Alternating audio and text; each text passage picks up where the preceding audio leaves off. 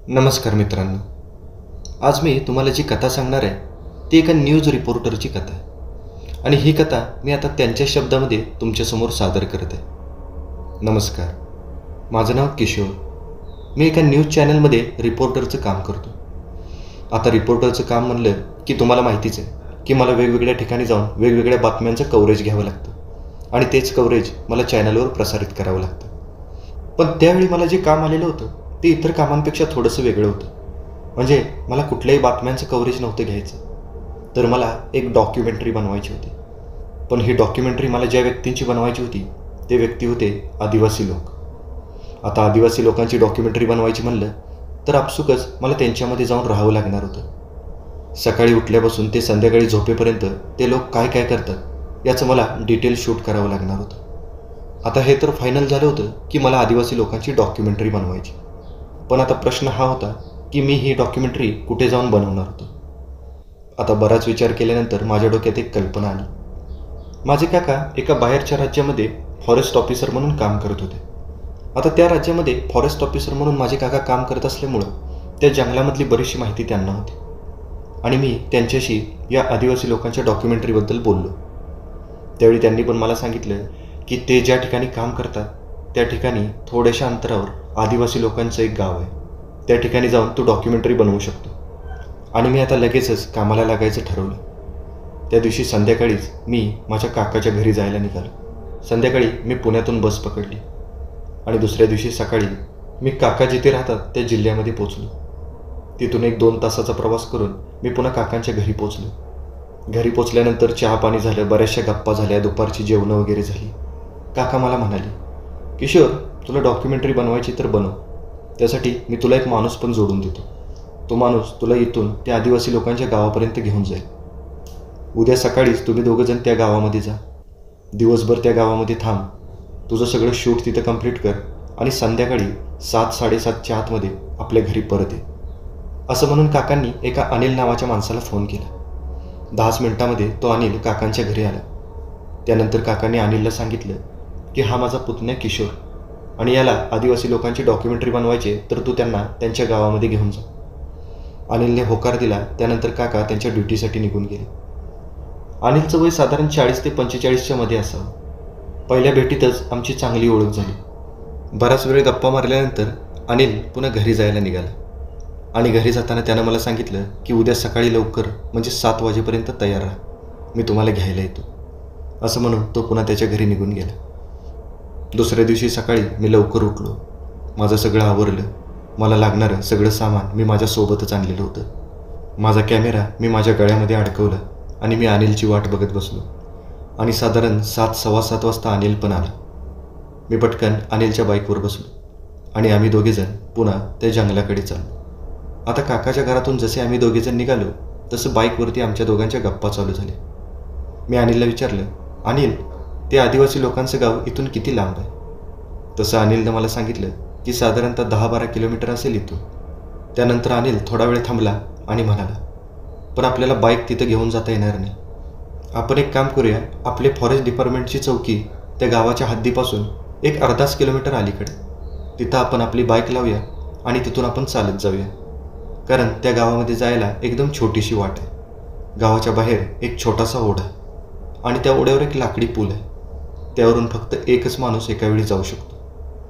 मला हे ऐकायला खूपच थ्रिलिंग वाटत होतं आणि मी कधी एकदा तिथं जातोय आणि या सगळ्या गोष्टी माझ्या डोळ्यांनी बघतोय असं मला झालेलं होतं. आणि जवळजवळ एक 10-15 मिनिटांमध्ये आम्ही एका चौकीसमोर जाऊन पोचलो. अनिलने गाडी त्या चौकीसमोरच लावली आणि आम्ही दोघेजण आमचं सामान सावरत त्या चौकीमधून बाहेर पडलो. आणि जसं आता आम्ही मुख्य रस्त्याने चालत चालत खाली ओढ्याच्या दिशेने चाललेलो होतो तसं तिथली झाडांची संख्या खूपच वाढायला लागली. तसं माझ्या लक्षात आलं की हा सगळा जंगलाचा इलाका चालू झाला आणि अशाच जंगलामध्ये आदिवासी राहणं पसंत करतात. आणि आपल्यासारखी माणसं जे आयुष्यभर शहरामध्ये राहतात त्यांना अशा ठिकाणी गेलं की खूप मोकळं आणि शांत वाटतं. आणि तीच भावना माझ्या पण मनात होती. मला तिथलं वातावरण खूपच शांत वाटायला लागलं. आम्ही आता रस्त्याने चालत जात असताना रस्त्याच्या बाजूच्या मोठमोठ्या झाडांची सावली त्या रस्त्यावर पडत होती. त्यामुळं आम्हाला भर दिवसासुद्धा कसलंच ऊन लागत नव्हतं. आणि तिथलं वातावरण एवढं शांत होतं की फक्त चालताना आमच्या पायाचा होणारा आवाज आणि झाडावरच्या पक्ष्यांची किलबिल एवढाच काही तो आवाज आम्हाला येत होता. आणि थोडंसं पुढं गेल्यानंतर अचानक डांबरी रस्ता संपला आणि एक कच्चा मातीचा छोटा रस्ता लागला. मी माझा कॅमेरा एव्हाना चालू केलेला होता आणि मला आवडेल त्या गोष्टीचं शूट करायला लागलो. ज्यावेळी अनिल मला काही माहिती सांगत होता त्या पण माहितीचं मी एकदम व्यवस्थित शूटिंग करून घेत होतो. आता जवळजवळ 10-15 मिनटं आम्ही पुढं चालत गेलो तसं आम्हाला एक उतरण लागली. त्या उतरणीवरून आम्ही हळूच आमचा तोल सावरत खाली उतरायला लागलो. आणि जसं त्या उतरणीतून आम्ही पुढं गेलो तसं आम्हाला एक ओढा दिसला. एकदम स्वच्छ पाणी त्या ओढ्यातून वाहत होतं. तो स्वच्छ पाण्याने भरून वाहणारा ओढा आणि त्याच्या बाजूला असणारी ती हिरवीगार झाडं बघून माझं मन मोहून गेलं. तिथून हलावंसंच मला वाटेना. मी बराच वेळ त्या ठिकाणाचं शूट करत होतो. त्यानंतर अनिल पुन्हा पुढं चालायला लागला आणि मी त्याच्या पाठोपाठ चालायला लागलो. आता जसं आम्ही त्या ओढ्याजवळ गेलो तसा आमच्यासमोर एक लाकडी पूल आला. त्या पुलाची बांधणी बघूनच माझ्या लक्षात आलं की या पुलाची बांधणी नक्कीच आदिवासी लोकांनी केलेली असणार, कारण आपल्या मॉडर्न जगात लागणारी टेक्नॉलॉजी त्यामध्ये अजिबात वापरलेली नव्हती. पण ते जुन्या पद्धतीचं आदिवासी लोकांचं पुलाचं बांधकाम मला खूपच युनिक वाटलं. अनिल एव्हाना त्या पुलावर गेलेला होता आणि तो हळूहळू चालत पुढं चाललेला होता. थोडंसं पुढं गेल्यानंतर त्याने मला पण पुलावर येण्याचा इशारा केला. तसं मी पण त्या पुलावर पाय ठेवला तसा तो पूल कुरकुर वाजायला लागला. क्षणभर मला वाटलं की हा पूल तुटतोय की काय. तसं अनिल म्हणाला, सर घाबरू नका, लाकडी पूल असल्यामुळं थोडासा आवाज करेल पण हा तुटणार अजिबात नाही. मी खात्री केल्यानंतर पुन्हा हळूहळू माझा तोल सावरत त्या पुलावरून चाललो. खरंच तिथून जाताना मला एक वेगळाच अनुभव आलेला होता. हा सगळा अनुभव मी माझ्या कॅमेऱ्यामध्ये कैद करत होतो. आता त्या पुलावरून जसे आम्ही पुढे गेलो तसं आम्हाला पुन्हा एक चढण लागली. त्या चढणीवरून आम्ही जसं वर गेलो तसं आम्हाला आंब्याची, फणसाची आणि बरीचशी काटेरी झाडं दिसायला लागली. आणि त्या झाडांमधून एक छोटीशी पाऊलवाट दिसली. त्या पाऊलवाटेने बरंचसं आत गेल्यानंतर थोड्या वेळानं आम्हाला छोटी छोटी घरं दिसायला लागली. एकदम जुन्या पद्धतीची कुडाची घरं होती ती, मातीने शेकरलेली. प्रत्येक घराच्या समोर शेणाने सारवलेलं होतं. त्यावर पांढऱ्या रंगामध्ये चित्रविचित्र रांगोळ्या काढलेल्या होत्या. घरांच्या त्या मातीने सारवलेल्या भिंतीवर पण वेगवेगळ्या आदिवासी लोकांची चित्रं काढलेली होती. प्रत्येक घराच्या आसपास 1-2 माणसं दिसायची. त्यातली बरीचशी माणसं ही काळ्या रंगाची आणि हडकुळी होती. पुरुष लोक फक्त कमरेला धोतर गुंडाळायचे, कमरेला एखादा कोयता असायचा आणि स्त्रिया मात्र अंगावर पांढऱ्या साड्या लपेटून होत्या. अंगावर मोठमोठे चांदीचे दागिने घातलेले. त्यांना बघूनच लक्षात आलेलं होतं की आत्ता आपण एका आदिवासी गावामध्ये आलेलो आहोत. तिथलं सगळंच खूप बघण्यासारखं होतं. मी प्रत्येक गोष्ट एकदम डिटेलमध्ये माझ्या कॅमेऱ्यामध्ये कैद करत होतो आणि प्रत्येक गोष्टीबद्दल मी अनिलला विचारायचो. त्यावेळी अनिल मला प्रत्येक गोष्ट एकदम व्यवस्थित मराठीमध्ये समजावून सांगायचं आणि तेच मला माझ्या डॉक्युमेंटरीमध्ये वापरायचं होतं. आता थोडंसं आत गेल्यानंतर त्या गावाच्या एकदम मध्यभागी असणाऱ्या घराजवळ आम्ही गेलो. आता तिथे गेल्यानंतर अनिलने एका वेगळ्याच भाषेमध्ये घराच्या बाहेरूनच हाक मारली. तसं त्या घरातून एक 45-50 वयाचा एक आदिवासी पुरुष बाहेर आला. त्याच्या डोक्यावर एक वेगळीच पक्षाच्या पंखाची टोपी होती. जसं की एखाद्या राज्याच्या राजाच्या डोक्यावर एखादा मुकुट असतो तशी ती टोपी मला वाटत होती. आणि त्या टोपीवरूनच मी अंदाज केला की हा या गावाचा मुखिया वगैरे असावा. आणि मी अनिलला विचारलं की हे कोण आहे. तसं अनिलनं पण मला तेच सांगितलं की ही व्यक्ती या गावातली मुख्य व्यक्ती आहे, ज्याला मुखिया म्हणतात. अनिल आता आदिवासी भाषेमध्ये त्यांच्याशी काहीतरी बोलला. बहुधा त्यानं मी आलेलं त्या लोकांना सांगितलेलं असावं आणि मी कशासाठी आलो ते पण सांगितलेलं असावं. त्या लोकांनी मला आदराने त्यांच्या घरामध्ये बोलवलं. त्यांच्या घरामध्ये बसल्यानंतर मला खूपच थंडगार आणि एकदम निसर्गाच्या कुशीत बसल्यासारखं वाटलं. तिथं कोणतीही आर्टिफिशियल वस्तू नव्हती. जे काही होतं ते सगळं नॅचरल होतं. मी त्यांच्या घरातल्या आतल्या सगळ्या वस्तूंचं शूट करायला लागलो. त्यानंतर दुपारच्या जेवणाची सोय त्या मुखियाच्या घरीच केलेली होती. मस्तपैकी रानकोंबडीचा बेत केलेला होता. त्या दिवशी पहिल्यांदाच मी ती रानकोंबडी खाल्ली. पोटभर जेवल्यानंतर मला कंटाळा आल्यामुळं मी त्या मुखियाच्या घरामध्ये जरासा पडलो. ते संध्याकाळी 5 वाजताच उठलो. त्यानंतर मी अनिलसोबत आणि त्या मुखियासोबत गावामध्ये फेरफटका मारायला निघून गेलो. त्यावेळी मी ते आदिवासी लोक काय काय कामं करतात हे बघायला लागलो. काही आदिवासी लोक विणकाम करत होते तर काही टोपल्या बनवत होते. बघता बघता संध्याकाळचे 6-6:30 वाजले होते आणि मी ज्या कामासाठी आलेलो होतो ते सगळं काम पूर्ण झालेलं होतं. आणि मी त्यावेळी अनिलला म्हणालो की आता आपल्याला परत गेलं पाहिजे, कारण आता दिवस मावळायची वेळ झाली. तसं तो मुखिया अनिलला काहीतरी बोलला आणि अनिल मला ते सांगायला लागला. अनिल म्हणाला, सर, या गावाच्या पाठीमागं एक छोटीशी टेकडी आणि तिथं या लोकांची ग्रामदेवता आहे. या गावामध्ये जो कोणी येईल तो त्या ग्रामदेवतेचं दर्शन केल्याशिवाय गावातून जात नाही आणि त्यांची इच्छा आहे की तुम्ही पण त्या ग्रामदेवतेचं दर्शन घ्यावं. आता गावकऱ्यांची इच्छा असल्यामुळं मी तरी कशी नाकारू शकणार होतो. त्यानंतर तो मुखिया, मी आणि अनिल आम्ही तिघेजण त्या ग्रामदेवतेच्या दर्शनासाठी गावाच्या पाठीमागच्या बाजूला असलेल्या त्या टेकडीकडे चाललो. त्या टेकडीवर असणाऱ्या छोट्याशा पाऊलवाटेने आम्ही त्या टेकडीची चढण चढायला लागलो आणि जवळजवळ एक 10 मिनिटात आम्ही त्या मंदिरामध्ये जाऊन पोचलो. ते मंदिर पण एकदम जुन्या काळातलं आणि दगडी वाटत होतं. त्या मंदिरामध्ये एक आदिवासी पुजारी पण होता. आम्ही त्या ग्रामदेवतेचं दर्शन घेतलं आणि पुन्हा गावामध्ये परत आलो. त्यावेळी 7:30 वाजलेले होते आणि मी आता अनिलसोबत परत जायला निघालो. तसा तो मुखिया अनिलला अजून काहीतरी सांगायला लागला. तसा अनिल पण त्या मुखियाशी काहीतरी बोलायला लागला. बहुतेक त्या दोघांचं काहीतरी महत्त्वाचं संभाषण चाललेलं असावं. एक 5 मिनटं त्या दोघांमध्ये ते संभाषण चाललं. त्यानंतर अनिल गंभीर चेहऱ्यानं मला म्हणाला, सर, हा मुखिया सांगतोय की आपल्याला संध्याकाळी या गावातून बाहेर पडता येणार नाही, कारण त्यांचं असं म्हणणं आहे की सूर्यास्तानंतर गावाच्या बाहेर पडणं अशुभ मानलं जातं. आणि त्यांचं असं पण म्हणणं आहे की सूर्यास्तानंतर आपण त्यांच्या गावाची हद्द ओलांडू शकत नाही. गावाच्या हद्दीजवळ काहीतरी भयानक आहे. तसं मी मोठमोठ्याने हसायला लागलो आणि मी अनिलला म्हणालो, अनिल, हे लोक जुन्या विचाराचे, पण आपण तर शिकलेलो आहे ना. अनिल, मला खूप काम आहे आणि आपल्याला इथून गेलंच पाहिजे. त्यांना तसं सांग. अनिलने मी जे काय म्हणतोय ते त्या मुखियाला सांगितलं. तसं तो मुखिया थोडासा निराश झाला, पण काहीतरी विचार करून तो पटकन घरामध्ये पळाला आणि त्यानं घरातून एक छोटीशी धातूची मूर्ती आणली आणि ती माझ्या हातामध्ये दिली. त्यानंतर त्यानं अनिलला काहीतरी सांगितलं. तसं अनिल पुन्हा मला म्हणायला लागला, सर, यांचं असं म्हणणं आहे की या गावाच्या हद्दीतून बाहेर पडताना आपल्याला काहीतरी भयानक किंवा काहीतरी विचित्र दिसेल आणि जर तसं काही जाणवलं तर ही मूर्ती तुमच्या कपाळाला लावा. त्यामुळं तुमच्यावर कोणतंही संकट येणार नाही. आता माझा खरं तर असल्या गोष्टींवर विश्वास नव्हता, पण त्या लोकांचा मान ठेवायचा म्हणून मी ती मूर्ती माझ्या हातामध्ये घेतली आणि पुन्हा माझ्या खिशामध्ये टाकली. त्यानंतर त्या लोकांचा निरोप घेऊन मी आणि अनिल त्या गावातून बाहेर पडलो. गावाच्या बाहेरपर्यंत 1-2 आदिवासी पोरं आम्हाला घालवायला आलेली होती, पण थोडंसंच अंतर आल्यानंतर ती पुन्हा माघारी निघून गेली. मी आता माझ्या बॅगमधला टॉर्च काढला आणि त्या टॉर्चच्या प्रकाशामध्ये मी आणि अनिल पुढं चालायला लागलो. गावाच्या बाहेरच्या त्या दाट काटेरी झाडीतल्या त्या पाऊलवाटेने आम्ही आता त्या ओढ्याच्या दिशेने पुढं सरकायला लागलेलो होतो आणि एक 10 मिनिटात आम्ही त्या ओढ्याच्या उतरणीला लागलो आणि हळूहळू आम्ही त्या ओढ्याची उतरून त्या लाकडी पुलाजवळ पोचलो. पण जसं आम्ही त्या लाकडी पुलाजवळ पोचलो तशी एक थंडगार हवेची झुळूक आमच्या दिशेने आली आणि अचानकच हवेतला गारवा भयंकर वाढला आणि आम्ही हळूहळू चालत त्या लाकडी पुलाच्या जवळ गेलो. पण अचानक मगाशी शांत असणारं वातावरण आता थोडंसं विचलित झालेलं होतं.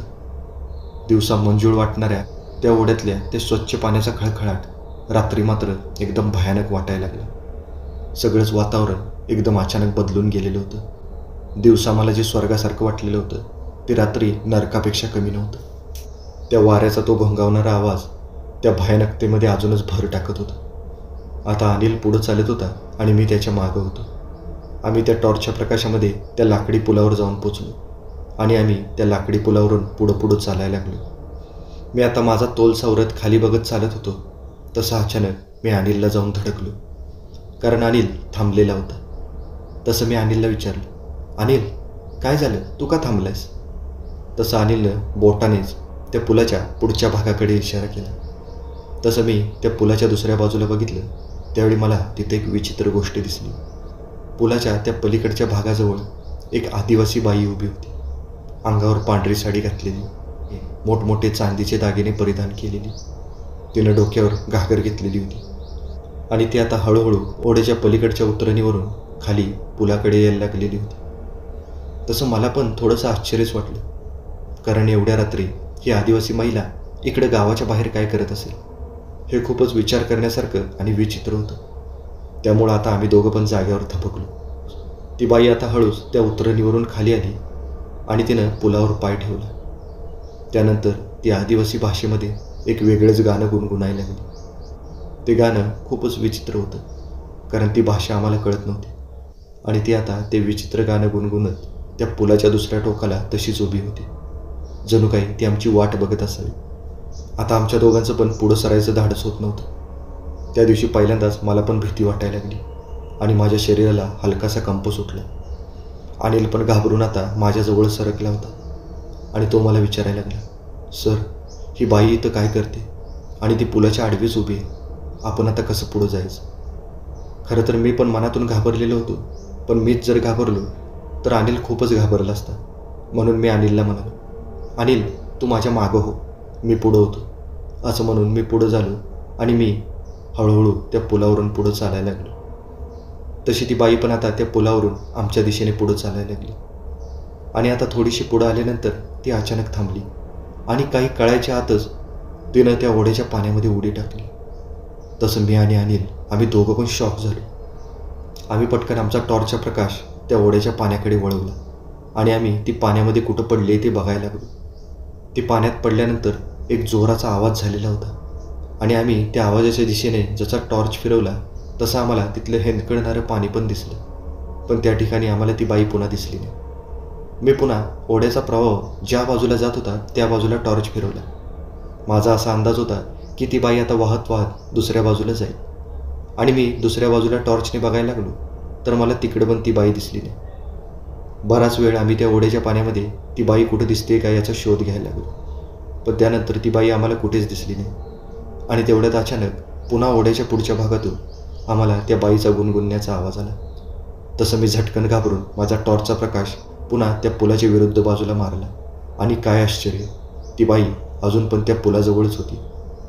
तसं मात्र भीतीनं सरसरून माझ्या अंगावर काटाच आला, कारण मला कळतच नव्हतं की आत्ता तर या बाईनं या ओढ्याच्या पाण्यामध्ये उडी टाकलेली होती आणि ती पाण्याच्या बाहेर आली कधी आणि पुन्हा पुलावर आली कधी. अनिल आता चांगलाच घाबरला होता. तसं मी अनिलला शांत राहायला सांगितलं, कारण अशावेळी शांत राहणंच उपयोगी पडतं. पण मी स्वतःला किती जरी शांत ठेवायचा प्रयत्न केला तरी माझं मन काही शांत होत नव्हतं, कारण मी आतून खूपच घाबरलेलो होतो.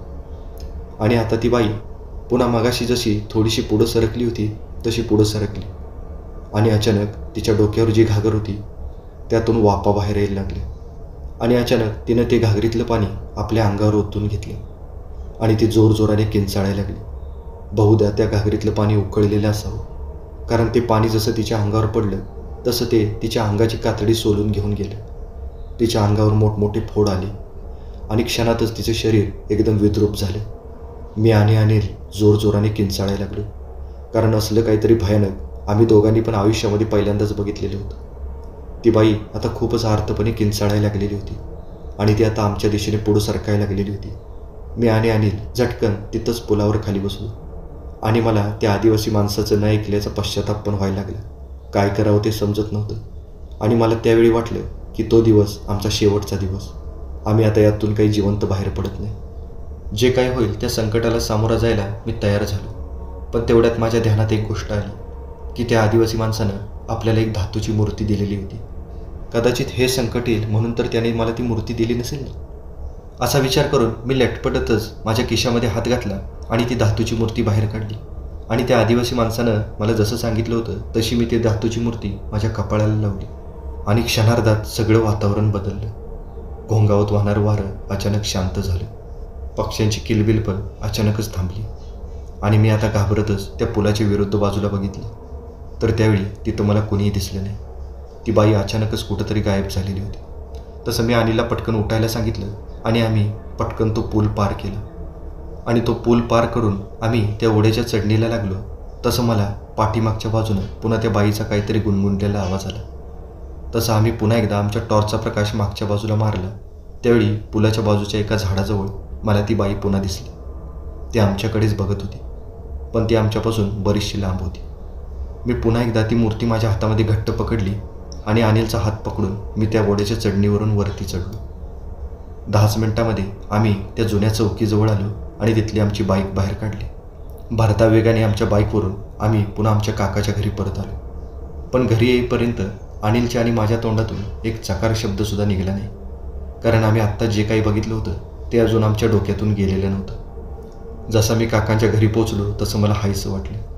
दुसऱ्या दिवशी मी घरी परत पण आलो. मी त्यावर डॉक्युमेंटरी पण बनवली. पण मी जो अनुभव घेतलेला होता त्या गोष्टीचा उल्लेख मी कधीच कुठं केला नाही.